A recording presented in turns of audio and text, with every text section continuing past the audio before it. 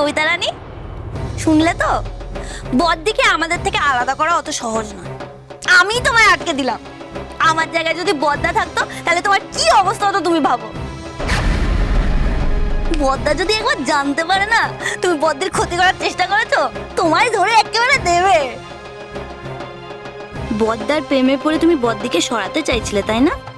এবার দেখো বড়দাকে দিয়েই আমি তোমাকে কেমন টাইট দেওয়াই। তোমার আমাকে আর অপমান করার আছে কাকুলি? এটা তো তুমি প্রমাণ করেই দিলে যে আমি দিদিকে খুন করতে চেয়েছিলাম। এবার থামো, দিদিকে কথা বলতে দাও।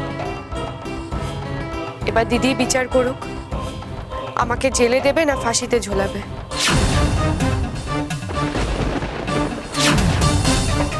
আমার নাম কাকুলি ঘোষ, ভুলে যাচ্ছ কেন?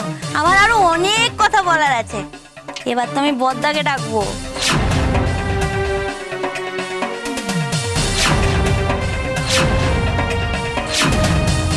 বড়দা এসে একবার দেখুক যে কবিতা রানীর সাথে তার বিয়ে হওয়ার কথা ছিল, যার নাকি বড়দার জীবনে সুখ শান্তি আনার কথা ছিল, সে বড়দার জীবনকে কেমন নরক করে দেওয়ার চেষ্টা করছে।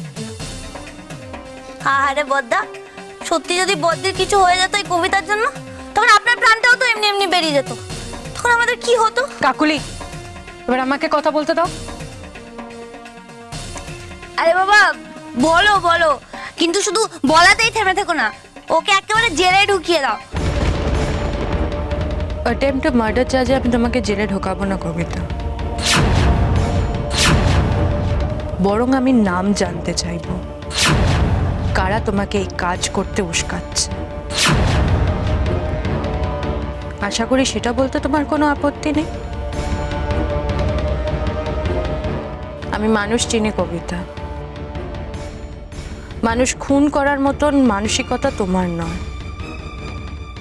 আমি অপরাধী ঘেটে অভ্যস্ত, তুমি তেমন দাগি অপরাধী নও।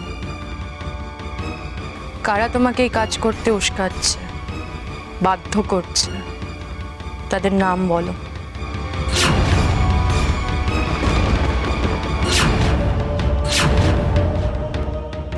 মানে কি বলতে চাইছো তোমরা? নিজেদের খুব বুদ্ধির বড়াই করো, এইটুকু তো মিনিমাম কারোর মাথায় বুদ্ধি নেই। মা বোধহয় এই জন্যই বলেন বিনাশকালে বুদ্ধি নাশ। কি দেবল, কবিতাকে তোমরা এমন দাগে ক্রিমিনাল ভাবলে যে ও যাবে ঠান্ডা মাথায় খুন করে চলে আসবে, তাও আবার কাকে? না আইপিএস অফিসার উষসী ঘোষকে। ছেলেখানা ভেবেছে সব। একবার যদি উষসীর কাছে ও ধরা পড়ে না, তারপর কেউ আটকাতে পারবে না, জেলে যাবে তোমরা সবাই।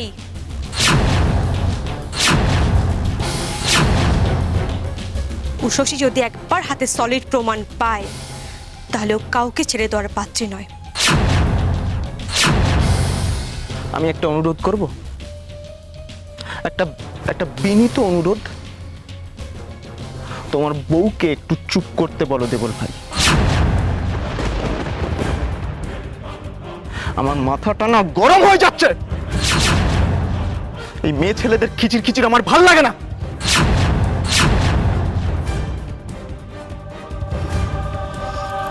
কি দেবল, একজন দাগি ক্রিমিনাল আমার নামে তোমার কাছে নোংরা ভাবে নালিশ করছে, তুমি দাঁড়িয়ে দাঁড়িয়ে শুনছো? লজ্জা শরম সব গেছে তোমার? আরে আরে ডায়না, তুমি আমার কথাটা শোনো। মাথাটা কেন গরম করছো? মাথাটা ঠান্ডা করে আমাদের কথা শোনো। বেফালতু তো চড়ছো কেন? বেফালতু চড়ছি আমি? বেফালতু চড়ছি? কেন চড়বো না? তোমার জন্য আমি সারা পৃথিবীর সঙ্গে লড়েছি, বাড়ির সবার কাছে খারাপ হয়েছি, শশীকে দূরে ঠেলে দিয়েছি। কেন? এই দিনটা দেখার জন্য? আমি তো ভেবেছিলাম তুমি বদলে গেছো। বারবার এটা ভেবে আমি মন থেকে খুশি হয়েছিলাম, শান্তি পেয়েছিলাম, কিন্তু তুমি বদলাওনি দেবল।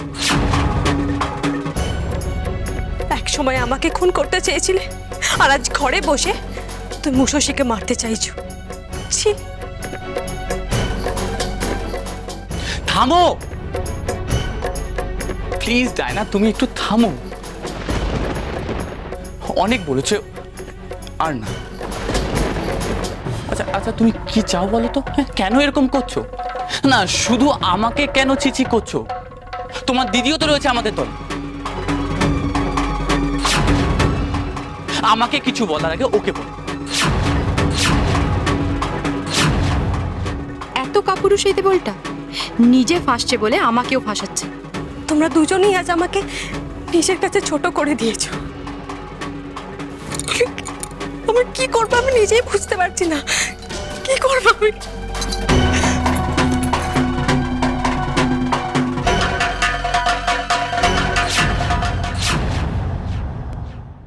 যদি নিজের ভালো চাও সোজাসুজি আমার কথার উত্তর দাও কবিতা। চুপ করে থেকে কিন্তু তুমি নিজেই নিজের বিপদ ডেকে আনছো। বাবা কিরম মুখে কুলু পেটে আছে দেখো। বদি আমি একটা কথা বলি, ওকে জেলে নিয়ে চলে যাও। আবার বলছি কবিতা, চুপ করে থেকো না। পুলিশি জেরায় তো পড়োনি, তাই হয়তো জানো না সেটা কতটা মারাত্মক। তুমি যা করেছো তার জন্য আমি তোমাকে অ্যারেস্ট করতে পারি, সেটা তুমি ভালো করে জানো। কিন্তু তোমাকে আমি একটা সুযোগ দিচ্ছি, সেই সুযোগটা কাজে লাগাও কবিতা। কে আছে এর পেছনে? আমি জানি, আমি বলবো।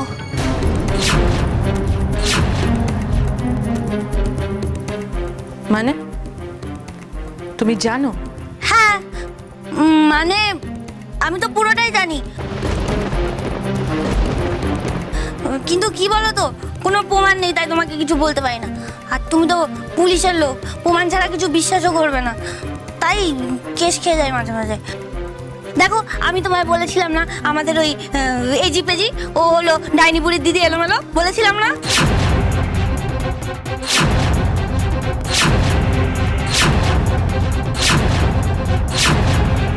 হায় ভগবান, সেটাও কাকুলি জেনে গেছে।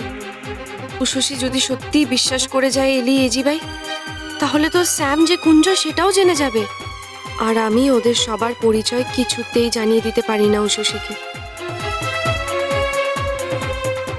এই দলে যে দেবল সোমাও আছে আমি তাও বলতে পারবো না, কারণ বললেই তো।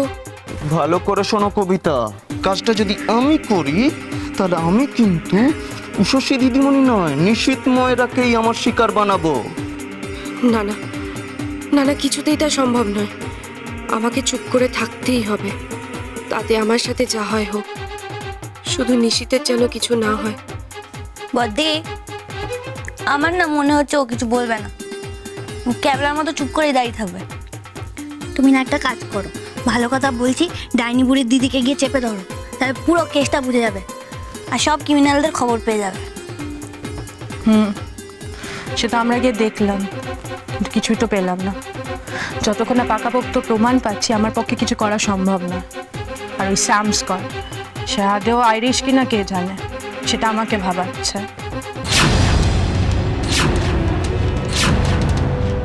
বদ্দি বদ্দি একদম ঠিক ধরেছো, ওই শ্যামসান না হেভি পাচ্ছিল। ও জানো তো পুরো বাংলা বোঝে, কিন্তু ওকে যদি চেপে ধরো ও বলে জানি না জানি না। আমার কি মনে হয় জানো তো, ওকে ধরে 2-3 ঘা দাও, দেখবে ওই এজি পেজির মতো না আইগা আইগা করতে শুরু করবে। কিন্তু এরাই কি কবিতার পেছনে আছে?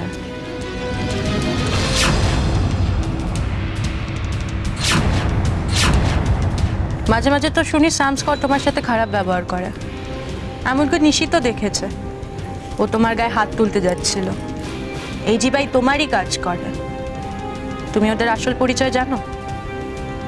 কি হলো, কথা বলো, খারাপ হয়ে গেলে কেন?